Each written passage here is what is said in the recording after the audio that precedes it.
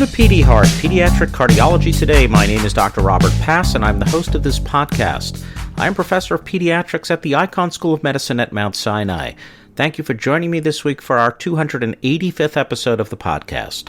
I hope everybody enjoyed last week's episode, which was a replay of an episode from 2019 in which we spoke with Dr. Alyssa Bradley and Dr. Ali Zaidi about the concept of targeted therapy for pulmonary vascular resistance in patients with ASD with the goal of closing the ASD.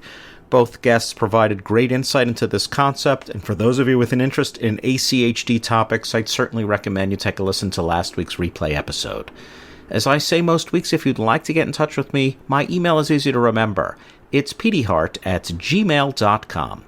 This week we move on to the world of adult congenital heart disease, but more importantly, interventional cardiology. The title of the work we'll be reviewing is Right Ventricular Outflow Tract Obstruction Associated with Neointimal Tissue Accumulation and Distortion of the Harmony Transcatheter Pulmonary Valve 25 Stent Frame, Potential Mechanisms and Treatment.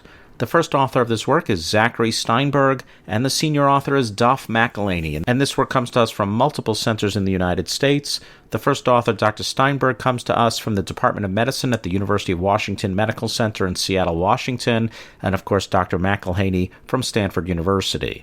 When we're done reviewing the paper, Dr. Steinberg has kindly agreed to speak with us briefly about it. Therefore, let's get on to this fascinating paper and then a brief conversation with its author. This week we delve into the world of interventional cardiology, and specifically the Harmony valve. As you know from prior reviews of this device, including our conversation with Dr. Matt Gillespie just a few weeks ago, the Harmony valve, manufactured by Medtronic, is designed to treat postoperative pulmonary regurgitation in patients who have large RV outflow tracts, where balloon-expandable transcatheter approaches aren't feasible. And we've reviewed how generally well the early outcomes appear to be with this valve so far. But this work actually looks at the rare valve failures that these authors have compiled who, because of the valve failure early after implantation, required a so-called valve-in-valve transcatheter pulmonary valve replacement. And the authors explain that these cases have all been collated by Medtronic in their adverse event tracking. To start out, let's all remember the general construction of this valve. It comes in two sizes, the 22mm and 25mm valve.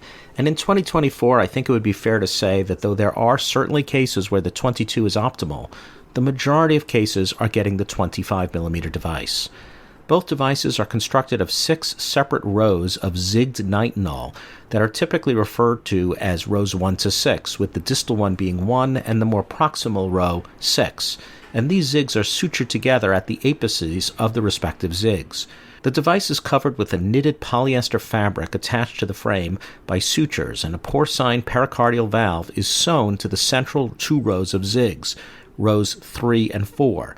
And this row is cylindrical, as it's where the valve is actually located, while the proximal inflow, corresponding to rows 5, 6, and the distal rows 1 and 2, are flared to larger diameters to allow and provide fixation and seal against the paravalvular leak, and also to help it not move and achieve a stable position. The authors explain that the frame is intentionally designed to allow for deformation in varied anatomies, but they make the important point that the durability and reaction of this device to the in vivo environment is still to be determined.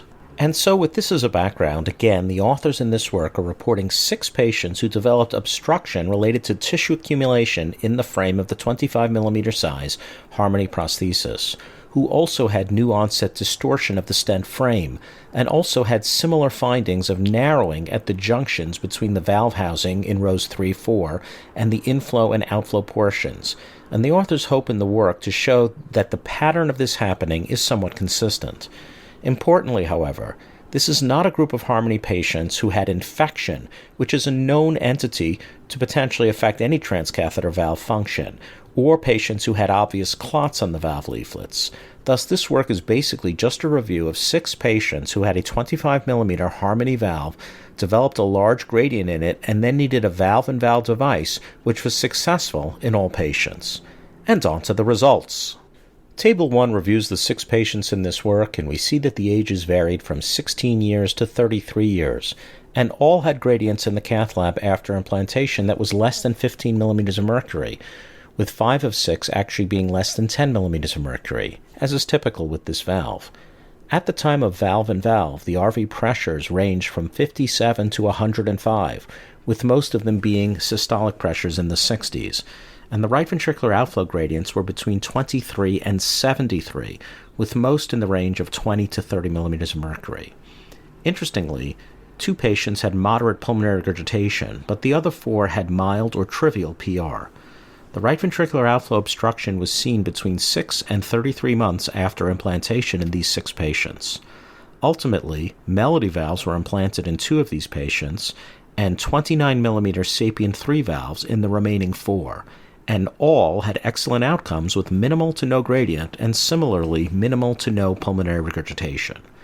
The authors then provide for the reader a series of CT scans and fluoroscopic images, and basically there were a number of consistent findings, and I would again refer people to the paper to see the wonderful images that the authors have provided for us. First and most important, in all cases, there was some sort of new onset circumferential narrowing or constriction at the junction of the 3-4 valve cylindrical portion with either the inflow 5-6 zigs or the outflow 1-2 zigs, or both. Second, intracardiac echo showed a lot of obstruction with leaflet thickening or accumulated tissue in the frame itself, and the authors show us some of the intracardiac echo images in the figures. Again, I would refer you to the images. Third, CT scans on these patients all demonstrated a lot of accumulated tissue in the valve at the inflow and even valve housing portions of the prosthesis, with some lumens being very tight, and the authors show us angiograms, CTs, and echoes of such.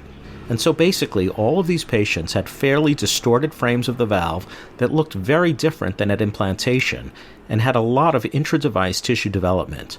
Importantly, review of the screening reports from Medtronic that are used to assess the CT scan anatomy and suitability for the Harmony valve did not reveal any obvious common anatomic or geometric features that could explain the abnormal outcomes that I've just described. The authors then explain the process of revalving the Harmonies. First thing to say is that it was successful in all. However, the authors explain that this tissue was fairly resistant to dilation, and they had a number of examples of initial balloons milking out of the prosthesis, and so the authors are very clear about the importance of dilating to assess response to balloon and compliance to help plan the stenting and then valve implantation. One patient even had raising of an intimal flap that caused more obstruction, and the authors actually in that case put a covered stent in to tamp down this flap out of the way for the new valve.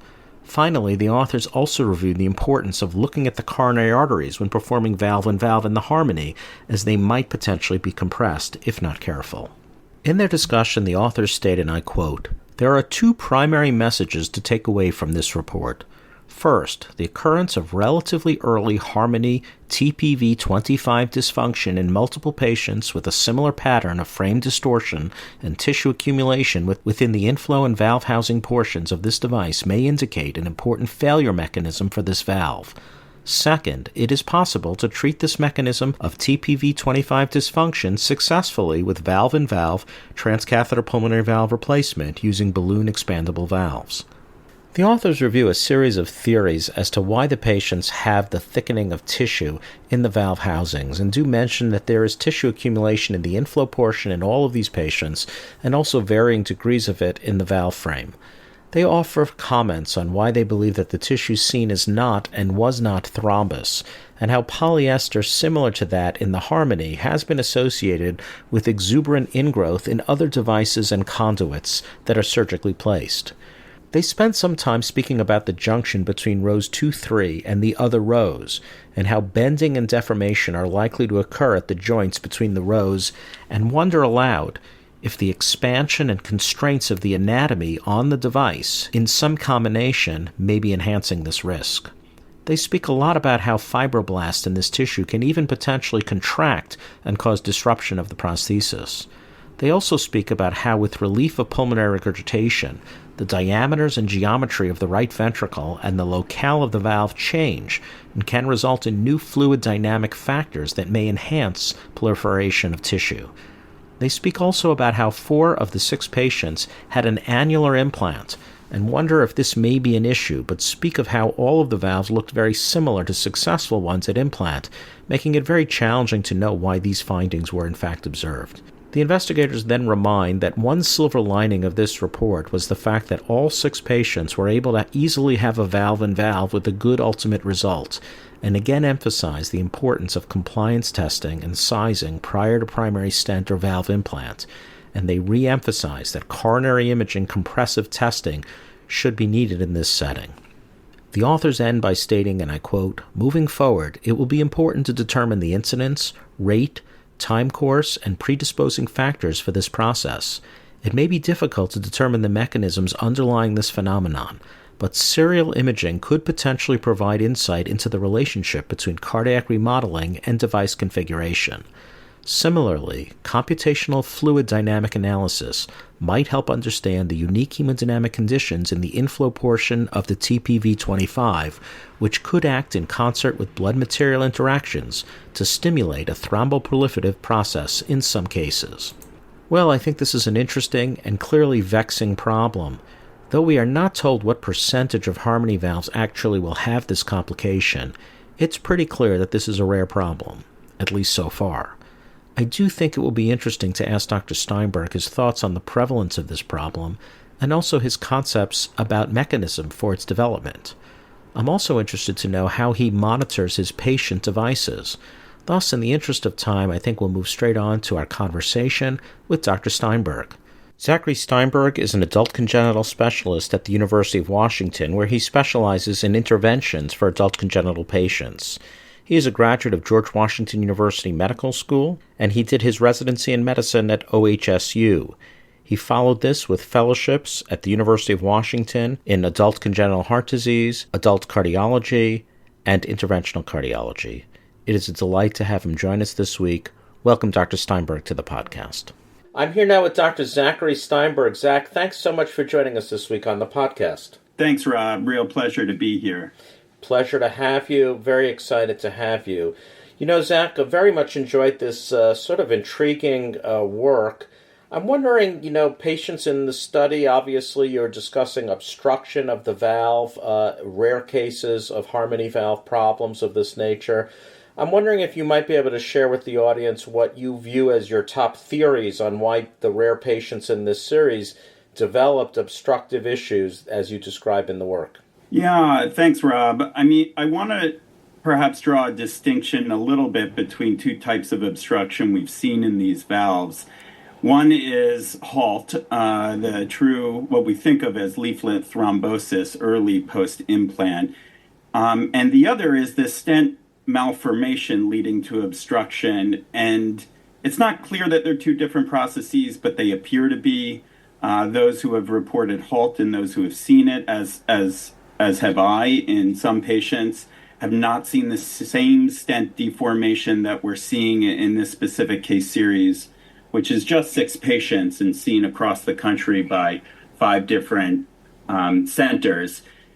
What we've seen that really prompted an exploration into this particular abnormality was the stent deformation, where junctions between rows 2 and 3 and 4 and 5 were pinched inward, and it was associated with obstruction. Yeah. And the question really remains, I think it's unsettled, whether or not the obstruction led to the stent deformation or whether the stent deformation led to the obstruction.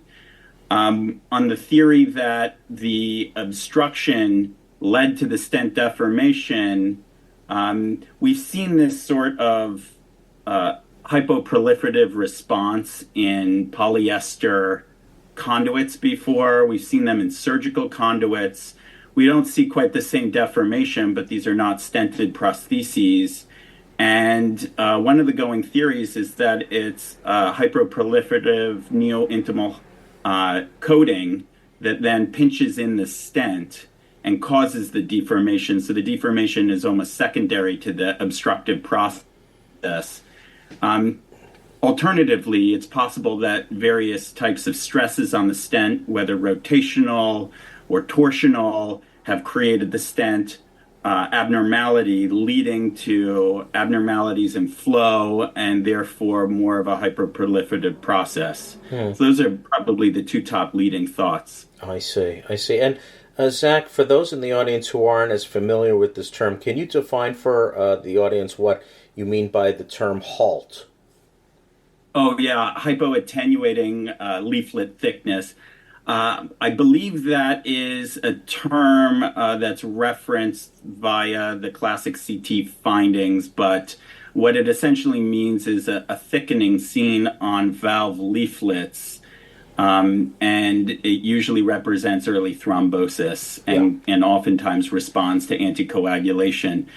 In the series of patients that was presented here, the majority were placed on an anticoagulant for a period of time, weeks to months, and there was no improvement in outflow tract gradients, prompting all patients returning to the lab for some more definitive therapy. Yeah, yeah. Well, thank you for that. I think that's going to be very helpful for people. I'm wondering if you have a sense of how much worry we as implanters or the many people in the audience who are caring for children and adults with harmony valves should have in regards to this complication. I know this wasn't really the focus of your work, but do you have any sense of just how common this observation you made in those 6 patients is amongst people who have a harmony valve? Well, I think at present, most of us are learning about this through word of mouth. A lot of people are funneling their findings through Medtronic, who makes the valve, as well as some of the original study primary investigators. My impression is that this is fairly rare. I haven't really heard of many additional cases. I will say, in terms of the overall concern for this, there are a few things that I think, based on these 6 patients' presentations, we can feel a little bit more at ease. The first thing is that no patient presented in extremis. Yeah. Some patients were actually followed with progressive outflow tract obstruction, and that really suggests a subacute to more chronic process to this. Yeah. And so I think there's time. Another thing is that all patients were treated successfully with valve-in-valve implantations thereafter. And if anything, there's some positive side of this, and that is that we have now some experience on revalving the harmony valve. All of these were the TP25, which has a 25 millimeter housing. A number of the patients underwent implantation with a 29 millimeter Edward Sapien S3 valve. So you can actually make the valve housing larger, which provides additional hope for harmony patients who require revalving, hopefully years down the line. So I think all those things make it a little bit more reassuring that we're not going to miss something disastrous or acutely. And for those in the audience, definitely worth taking a listen to the rest of the podcast, and of course reading the paper, because Dr. Steinberg and his co-authors give a lot of nice pearls for implanters when thinking about revalving a harmony valve. There were a number of important points that you made. You know, Zach, your work clearly shows that there are changes in the frame from implant to later, and they were mostly around the junction of inflow and outflow to the actual valve, meaning before and after rows 3 and 4, and those who had these problems of ingrowth and obstruction. However, I'm wondering if you have any sense of how many patients have some sort of change in that junction on fluoro anyway, and don't have this functional valve problem. In other words, do all patients who have a change in the device orientation as you've described in these images, and they're beautiful images on the paper, again, another reason to read the paper, do you think that anyone who has these types of changes have this risk? Yeah, I don't know the answer to this one, Rob. I think it's answerable. I think we will have the answer.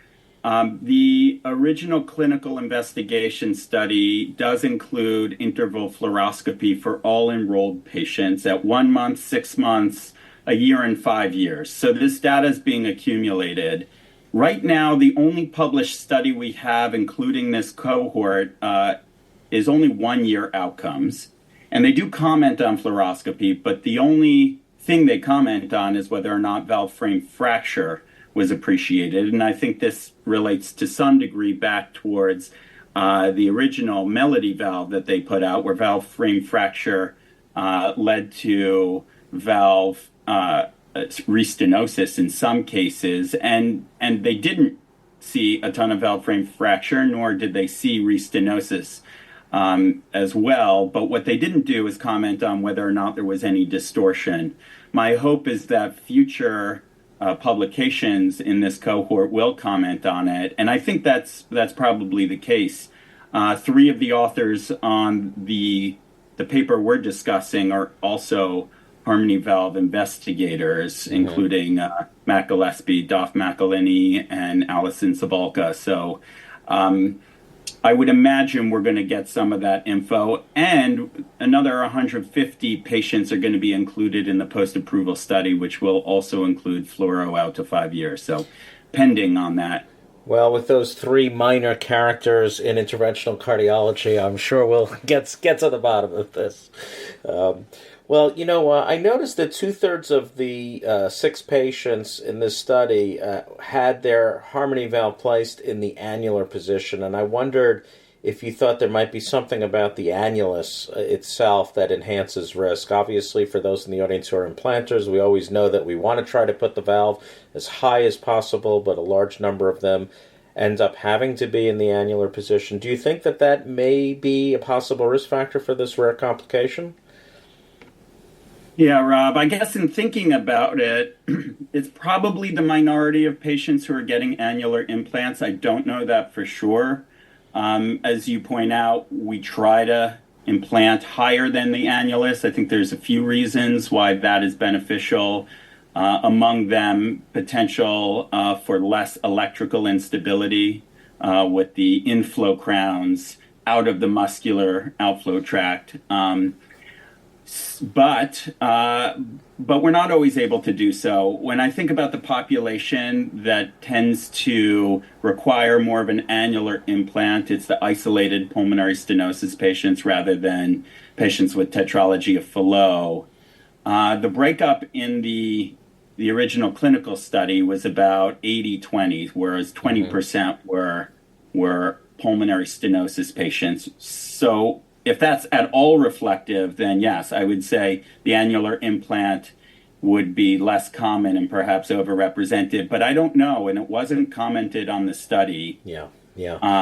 I don't know that again, is going to change how implanters think about where to place it, because we're all trying to place it high to begin with. Yeah, and I think in general, the valve kind of finds the place it needs to go to. As a general rule, we all try to start very high, but I think it kind of always ends up in the place it's supposed to be. Well, for those in the audience, it's very late in Dr. Steinberg's day, even later here on the East Coast, so I'm going to finish up with my last question. And you hinted a little bit at this when you were describing the post-approval study, Zach, but I'm wondering if you could offer for the audience how you monitor your Harmony patients after it's been implanted. How often are you seeing them? How often are you imaging them? And if so, how are you imaging them? Yeah, so I think it continues to be an evolving process, but in general, immediately after implantation, patients spend the night with us, and we keep them on telemetry, and we observe the amount of ectopy they have overnight.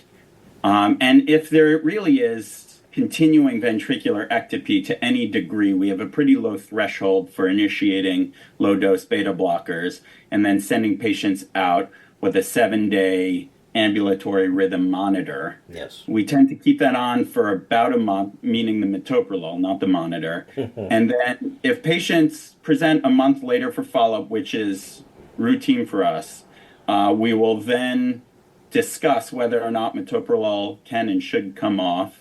If we take it off, we repeat the 7-day rhythm monitor, and then if we don't really see return of ectopy, we leave them off metoprolol. And I would say that is the vast majority of patients who go on some sort of beta blockade or AV nodal blocking agent come off about a month. Right. From the standpoint of valve hemodynamics, we get an echo on day 1 post-procedure, and then roughly 30 days later.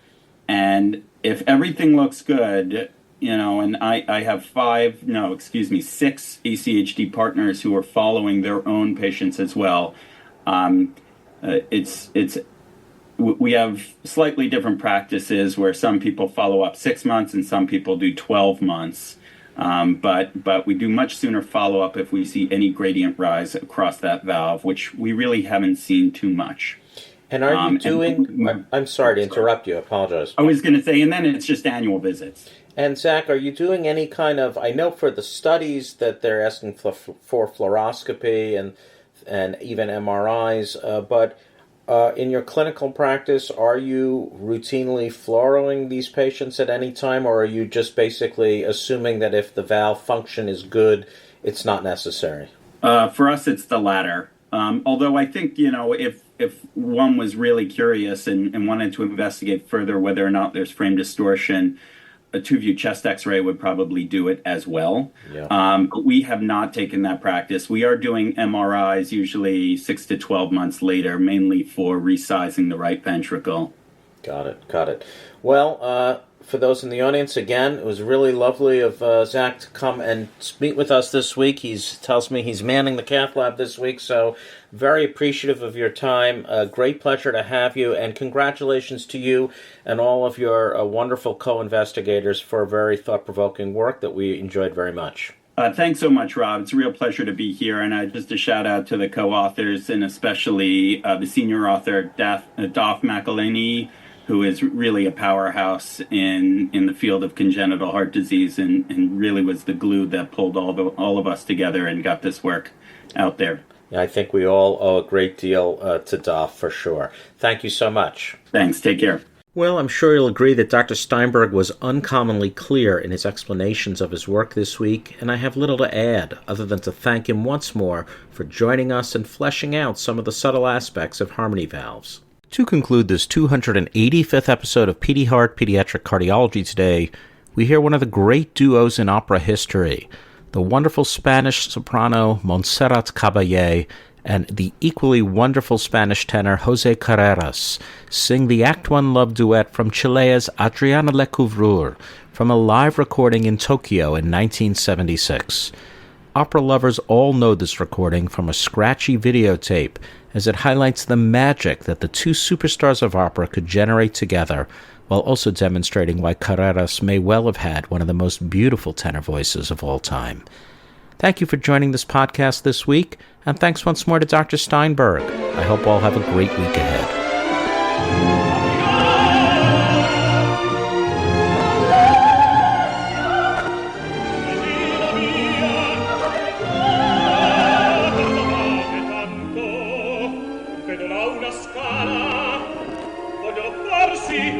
Vengo di voi perché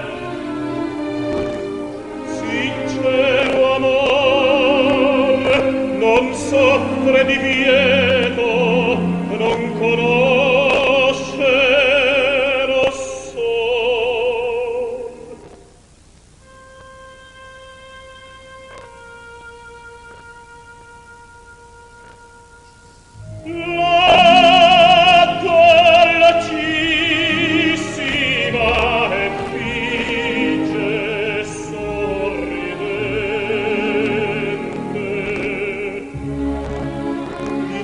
Sorridente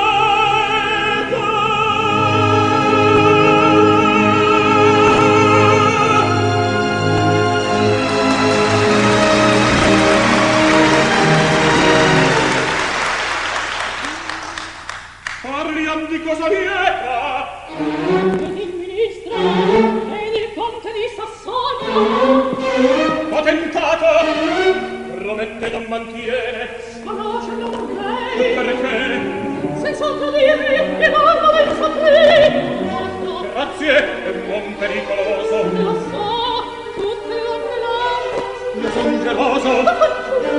E ben di che parlare